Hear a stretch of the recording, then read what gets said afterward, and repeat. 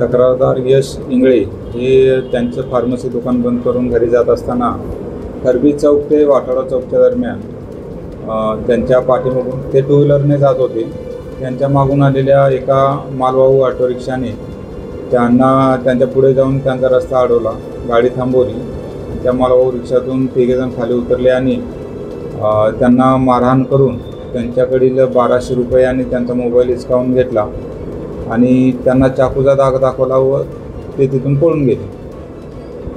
सदरची तक्रार फिर्यादीने दिल्यानंतर गुन्हा दाखल करण्यात आलेला आहे.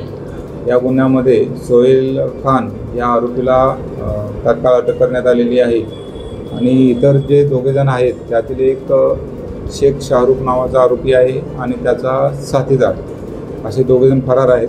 त्यांना देखील नंदनवनचे तपास पथक त्यांच्या मार्गावरती आहे. लवकरच त्यांना देखील अटक करण्यात येईल.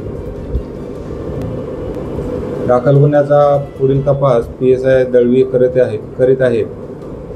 सदरची कामगिरी आम्ही वरिष्ठ पोलीस अधिकारी यांच्या मार्गदर्शनात केलेली आहे.